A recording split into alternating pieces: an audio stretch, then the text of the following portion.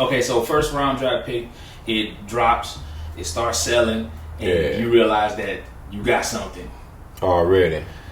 What's happening at this point? Man, like when we came back from doing the Pensacola show, man, it's like shows that started pouring in. I just remember we just started just grinding, man. You know what I'm saying? Going all over, going Mississippi, going to Alabama, just hitting different spots. So it's not local shows. This is shows all over the U.S. Nah, man, we had started gaining a lot of relationships with a lot of people across the board, man. And we just started really just hitting the chitlin circuit on the cool. It was going everywhere from Texas to Florida, man. I mean, it was mind blowing at the time because probably a year in, man, 15 months, man. And all this is just going, just kept rolling, just kept snowballing. And I'm sure you didn't think that you were going to become a hip hop star. Nah. I'm sure that wasn't on your agenda. Nah, I didn't think that. Like I said, I always wanted to play basketball and be a basketball star. But at the same time, music quickly took the spot of that. You know what I'm saying? So I was thinking that I knew I was going to be taking a long road around because of my style. You know what I'm saying? But I didn't think that we would pop off as fast as we did. You know what I'm saying? And I mean, we popped off pretty fast. I mean, we was doing shows all over, making good money. You know what I'm saying? People was starting to really, pay attention to the lyrics. Like, we go different places. People be reciting the rhymes. Like, I distinctly remember, man, when me and Michael be on stage at a somewhere new, and we'll be doing our rhymes or whatever for whatever song. It could be a freestyle, but we'll see people in the crowd like, just mouthing it off verbatim. We just be looking at each other like, even while in the middle of the rapping, like, man, like I can see it in his eyes, and I know he can see it in my eyes. Like, damn, man, you see this shit? Like they really feel like this, man, right? They really feeling this, dog. Because we used to, we had big dreams, man. We used to just sit and just talk about that shit. You know what I mean? Like,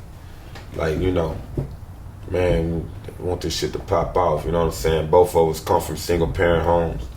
You know what I'm saying? One other sibling in the house. It was, we trying to make it, man. We was trying to make it out, real talk. So you have all this success, and then you notice that things start to fall apart a little bit. When did you realize that, something's not right here? I'm gonna tell you, when it first started, mind you, we came out with the album February 25th of 2003. So we came out with it then, but I'll never forget Watt's birthday. What is it?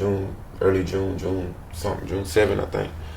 He would, every year he'd do a birthday party. That's why I remember that date, because we would do a big birthday bash for Watts. You know what I'm saying? Even after that, we still would do it, but he did one. I think that was like one of the biggest ones. And let's see, I want to say for that, I think Mike came out with "Ballin' on the Ground."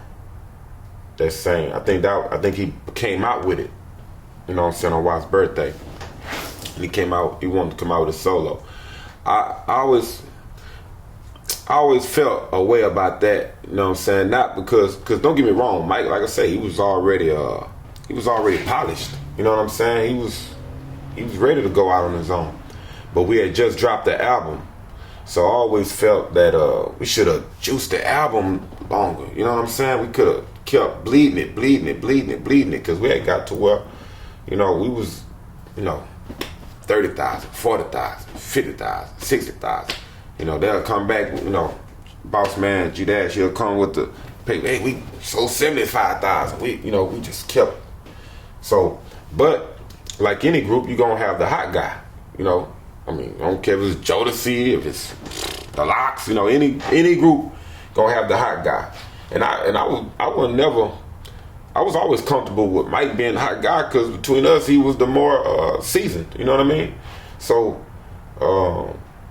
but it got to the point to where they, it's like he used the duo album to catapult himself, and you supposed to, but I just felt it was too premature.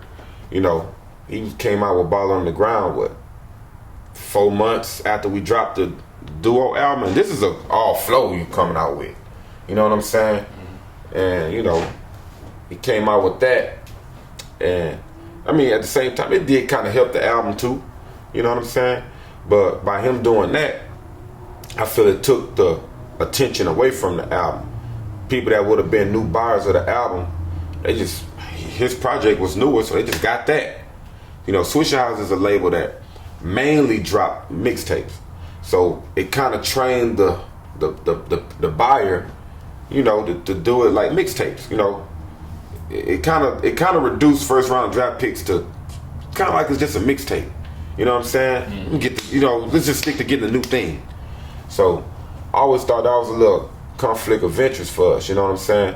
But then when he did that, you know what I'm saying? It was like, damn, I need to go and do me a solo then, because it's like, well, damn, because for him after he did that, the Ballin on the Ground, he started getting solo calls, and that's when I thought it wasn't. That's when I realized, okay, this is not going how it's supposed to go, because, that right there, it took the promotion away from the first round draft pick. So now you're doing solo shows, you know what I'm saying? And I was hot enough to do solo shows too, which I ended up doing. But now that you're doing solo shows, now we're not doing first round draft pick shows. And I felt it was a conflict because all you're doing is your part from the first round draft pick album anyway. Yeah, it's taking the momentum away from the album. That's how I felt. Now, to be fair, I mean, he had the track the Dick Don't Feel Me Now track, The shit was hot though. I don't give a fuck. Nobody say, the shit was popping hard. Like hoes was on it. Niggas can laugh and joke now, but yeah. We all know why that's funny though. Yeah, we all know why. But at the end of the day, you know what I'm saying? Hey, I ain't gonna lie. It was on some radio stations, shit, it was getting more played than the Missy Elliott's track. So wow. To be fair, I mean it was hot. It was out of there. It was hot in the streets. You know what I'm saying? As far as the females and stuff. I ain't gonna lie. When they used to come on, the instrumental come on, he come on out, whoop my John. Hey, you know what? It was popping. I ain't gonna lie. I didn't even know that it was popping more than the Missy Elliott. Oh man, it was popping. I ain't gonna front. It was popping. You know what I'm saying? It was just that. We should have just kept the momentum for the album going as long as we could. You know what I'm saying? Like, the album had sound. That was Nielsen SoundScan, bro. Like, that was, barcoded. That was barcoded. Yeah. You know what I'm saying? And, Ball on the Ground, that was cool. That was a good heat seeker as far as but, man, off of the strength of that, the Dick Don't Feel Me Now song, shit, that mug started climbing up too. It started selling too a whole lot. You know what I'm saying? I mean, not like first round, but it started selling too. So, like I say, it just goes back to, that's just bad business. It went back to, now you're making the customer choose, like, which one should I, Yeah, of course they're gonna ride with the person that's in the spotlight. And they're gonna ride with the newer project. Yeah, they're gonna ride with the newer project. So I felt like, you know what I mean?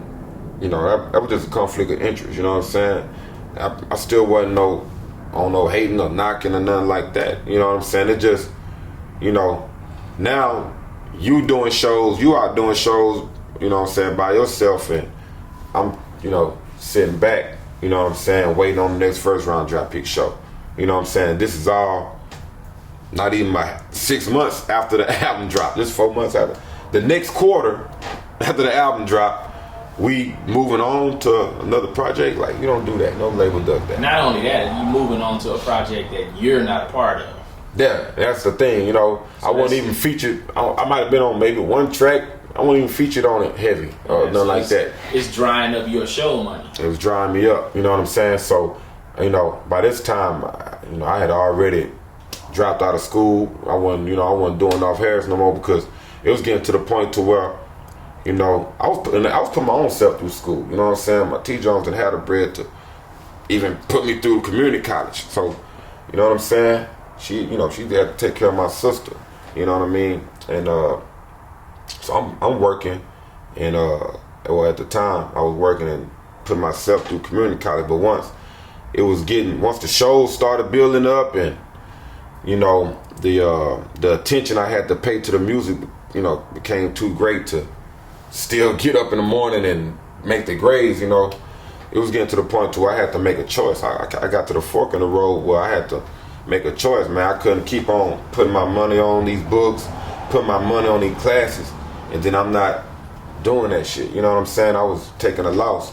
So, I had to make a decision. Was I gonna keep on doing my education thing, or was I gonna ride with my dream? So I chose my dream.